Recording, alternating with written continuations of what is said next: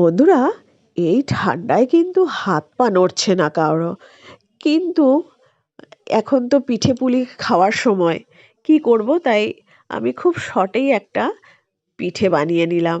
সুজি আর ক্ষীর দিয়ে। দেখো, এখানে আমি 100 সুজি নিয়ে নিয়েছি। সুজিটাকে আমি সামান্য জল দিয়ে ভিজিয়ে রাখলাম। এদিকে আমি 1/2 লিটার দুধ বসিয়ে দিয়েছি জাল দিতে। সুজির মধ্যে আমি দিয়ে দিলাম 2 চামচ চিনি আর 1 চুটকি নুন। তারপর এটাকে মিশিয়ে আমি তার মধ্যে দিয়ে দিলাম 1/2 চামচ ইনো। তারপর আমি ভালো করে সুজিটাকে মিশিয়ে ইনোটা সুজির সাথে মিশিয়ে তার মধ্যে দিয়ে দিলাম 1 হাতা দুধ। কারণ এই ব্যাটারটা কিন্তু খুব পাতলা করা যাবে না। তা আমি একটা সাইডে রেখে দিলাম।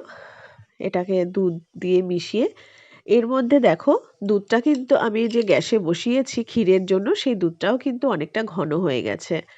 এর মধ্যে আমি দিয়ে দিচ্ছি 100 গ্রাম খোয়া ক্ষীর। এবার ভালো করে আমি দুধের সাথে খোয়া ক্ষীরটাকে মিশিয়ে নিচ্ছি।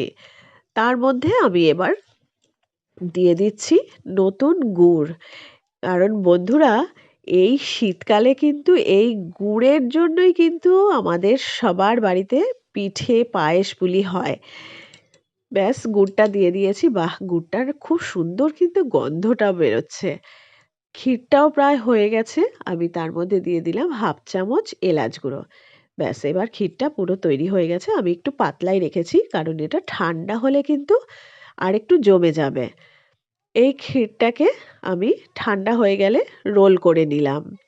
রোল করার পরে আমি এবার সুজির ব্যাটারটাকে, দেখো, সুন্দর মিশে গেছে আর বেশ স্মুথ লাগছে। সেই ব্যাটারটাকে আমি গ্লাসে ঢেলে নিলাম। ঢালার পর আমি তার মধ্যে ক্ষীরগুলো দিয়ে দিলাম মাঝখানে। আর গ্লাসটা কিন্তু পুরো ভরবো না। তা না হলে যখন এটা ফুলে উঠবে তখন কিন্তু গ্লাস উপচে পড়ে যাবে তাই। ব্যাস, দেখো, এদিকে আমি জলও বসিয়ে দিয়েছি, জলটা গরমও হয়ে গেছে। এবার এক করে গ্লাসগুলো আমি সেই জলের মধ্যে বসিয়ে দিলাম। বসিয়ে আমি একটা গামলা দিয়ে ঢেকে দিলাম। এবার 20 মিনিটের জন্য আমি রেখে দিলাম। 20 মিনিট পর আমি ঢাকাটা সরিয়ে একটু চেক করে নিচ্ছি। দেখো, ছুরিটা দিয়ে আমি একটু চেক করে নিচ্ছি। তো আরেকটু সামান্য হবে। 5 মিনিট আরও রেখে দিলাম।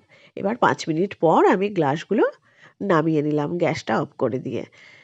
এবার একটু ঠান্ডা হোক, তারপর আমি এগুলোকে গ্লাস থেকে বার করব। না হলে গ্লাসে লেগে থাকবে। ব্যাস, ঠান্ডা হয়ে গেছে। এবার আমি প্লেটে বের করে নিলাম। বাহ! দেখো বন্ধুরা, কি সুন্দর লাগছে। আর দেখো, গ্লাসেও কিন্তু একটুকু লেগে নেই। আমি কিন্তু গ্লাসে তেলও লাগাইনি। দেখো কেমন ফেটে ওপর থেকে সে ক্ষীরটা বেরিয়ে গেছে লাভার মতো। এবার এগুলোকে আমি পিস করে নিচ্ছি। আর বন্ধুরা, নারকেলের ছেই দিয়ে তো খুব ভালোই লাগে, কিন্তু ক্ষীর দিয়েও খেয়ে দেখো, অপূর্ব লাগে। ক্ষীরটা ভীষণই ভালো লাগে। এবার এগুলোকে আমি পিস করে কেটে নিলাম। দেখো, এবার সাজিয়ে দিয়েছি। কিন্তু বন্ধুরা, দারুণ কিন্তু হয়েছে পিঠেগুলো। অবশ্যই ট্রাই করো। দেখো, আরেকটা একদম কম ছিল বলে ছোট্ট একটা কাপ কেকের মতো হয়ে গেছে। আর খুব সফট হয়েছে, স্পঞ্জি, মানে খুব সফট হয়েছে। দেখো, লাভার মতো বেরিয়ে গেছে। বন্ধুরা, আজ এই পর্যন্তই। আমার চ্যানেল ভালো লাগলে অবশ্যই লাইক কমেন্ট করো প্লিজ।